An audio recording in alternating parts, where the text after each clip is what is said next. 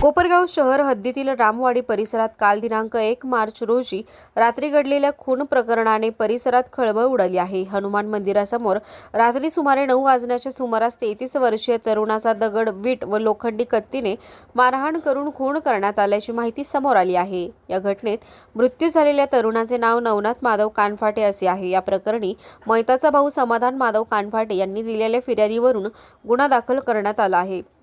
फिर्यादीत नमूद केल्याप्रमाणे मयत नवनाथ यांचे आरोपींच्या बहिणीसोबत प्रेमसंबंध होते। याच कारणावरून आरोपीकडून त्याला यापूर्वीही धमकावण्यात आले होते असा आरोप करण्यात आला आहे।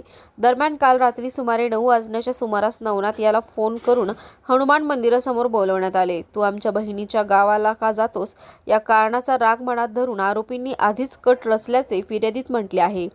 त्यानंतर आरोपींनी लोखंडी कत्ती, वीट आणि दगडांनी नवनाथ यांच्या डोक्यावर वार करून त्यांचा खून केल्याचा आरोप करण्यात आला आहे। या प्रकरणातील आरोपी नामे करण सुदाम मोरे, संजय सुदाम मोरे, समाधान कचरू पोटे सर्व राहणार रामवाडी तसेच रोहित दयानंद पवार राहणार वारी अशी असून पोलिसांनी चारही आरोपींना अटक केली आहे। घटनेची माहिती मिळताच उपविभागीय पोलीस अधीक्षक अमोल भारती तसेच पोलीस निरीक्षक रामकृष्ण कुंभार यांच्या मार्गदर्शनाखाली पोलिसांचे पथक तात्काळ घटनास्थळी दाखल झाले होते। घटनास्थळाची पाहणी करण्यात आली असून अधिक तपासासाठी फॉरेन्सिक पथकालाही बोलवण्यात आले होते। या घटनेनंतर शहर पोलिसांनी वेगाने तपास सुरू करून अवघ्या काही तासात चारही आरोपींना अटक केली। पुढील तपास कोपरगाव शहर पोलीस करीत आहेत।